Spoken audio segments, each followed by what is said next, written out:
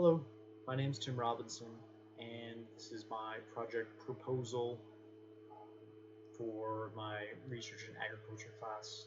So my project is I am building a introductory unit to horticulture, but basically kind of like a unit one that goes over kind of basic horticulture topics, but in a kind of fun and engaging way. And the reason I'm doing this is I eventually want to step in the role as being the horticulture teacher at our school, and I want something to kind of hit the ground running when I get there. Now, this unit's going to be a little bit different than some of the traditional um, ways of teaching. It's going to be a kind of inquiry-based unit with overarching phenomena that we're going to try to solve. So kind of like a big driving question that will kind of guide our learning throughout the unit. And this unit will be kind of divvied up into three distinct parts to answer that large question. And so the large overarching question is, how do we feed Keene if there was a large scale regional disaster? So these regional disasters we see kind of all around the world, from war, famine, hurricanes, just tons of different things that can kind of cut off a community from food, especially in the way that our world is now, with everything being so connected. And you don't need to grow food in your community in order to feed it. So that's kind of our big question: is how do we feed Keene if something bad was to happen and we were kind of cut off and we need to feed everybody?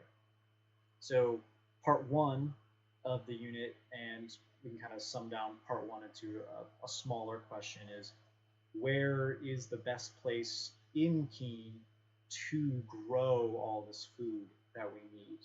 And in part one, we'll start covering kind of some more basic, uh, basic horticulture ideas. So, what do plants need to grow? So, where's the best place to grow these things? So, we could look at soil conditions.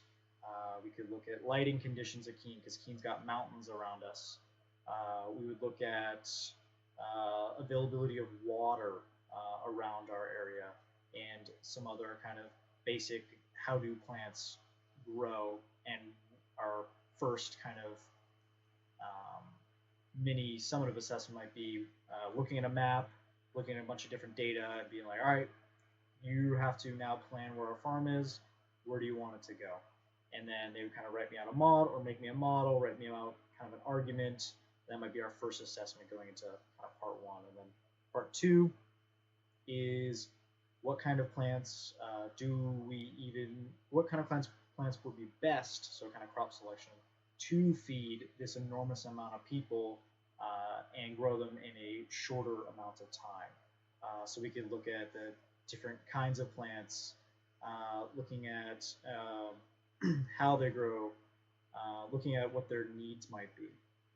And then at the end of that part is coming up with what is your kind of growing plan for this area that we already picked out in Keene. So then they would write up kind of an assessment for me based on all the data in the labs and stuff we've been collecting along the way to build kind of a good argument for that's going to lead us in the next part of it, is how do we distribute all this stuff. So this would be kind of like an engineering solution. So kind of again, I come from a science background, so this would be kind of a science and engineering part of it. Is we have where we're going to grow it, we have what we're going to do grow, and then next part is the engineering. So building a model of how do we distribute all this to the people? How are we going to harvest all of it? How are we going to distribute it to all of Keene? And then that'll help us answer the large question. This will be kind of their summative, is um, how do we feed all of Keene? So, and in this course, we'll be trying to also maybe start covering some like sustainable agriculture stuff, but that might be pushed to the next unit. And trying to think of anything else. Well, that looks like it's it. I'm like very very excited to do this. I've been really looking for the kind of time to put together like a unit for this horticulture class.